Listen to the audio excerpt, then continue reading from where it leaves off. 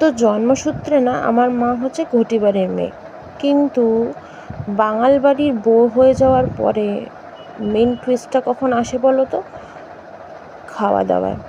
But আমার মা এত সুন্দর বাঙাল বাড়ির রান্নাকে রপ্ত করেছিল।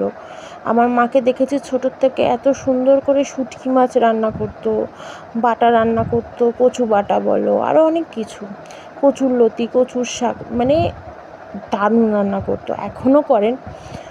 তো আমার মায়ের সবচেয়ে প্রিয় বাটার মধ্যে একটা বাটা তোমাদেরকে শেয়ার করি। এটা হচ্ছে কাঁচকলা আর পটলের খোসা দিয়ে চিংড়ি মাছের মাথা বাটা।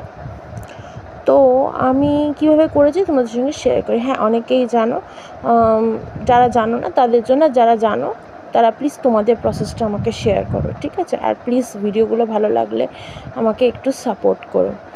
তো আমি প্রথমে কাঁচকলা আর পটলের খোসাটাকে ব্লাঞ্চ করে নিয়েছিলাম নুন হলুদ দিয়ে।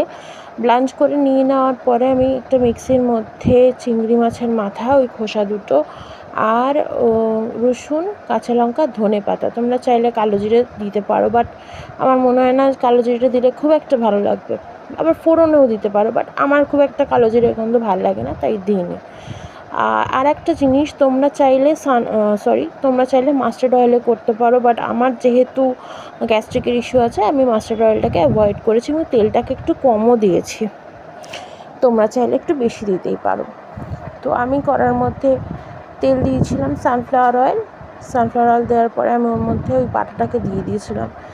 দিয়ে আমি জাস্ট ভালো করে হালকা আঁচে আমি কষছিলাম জিনিসটাকে, যতক্ষণ না তেলটা অল্প অল্প রিলিজ করবে অ্যান্ড স্টিকি হয়ে যাবে, মানে কড়ার সঙ্গে স্টিক করবে না, যতক্ষণ না স্টিক করবে ততক্ষণ পর্যন্ত।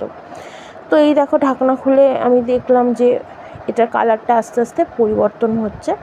তো হ্যাঁ, তারপরে আমি এর মধ্যে কিছু বেসিক মশলা দিয়েছিলাম, নুন, হলুদ, তারপর হচ্ছে কি লঙ্কা গুঁড়ো আর নুন। আর হ্যাঁ, আমার যেটা টপ আইটেম লাগে সেটা হচ্ছে চিনি না দিলে আমার মনে হয় না কোনো কিছুর কালার আসে। তো আমি সব রান্নায় চিনি দিই, বিকজ আমি চিনিখোর। তো এই হচ্ছে আমার বাটা আজকে, আমার মায়ের একটা রেসিপি, খুব সুন্দর, তোমরা সবাই ট্রাই করতে পারো। আর যদি ভালো লাগে আমাকে জানিও, ঠিক আছে?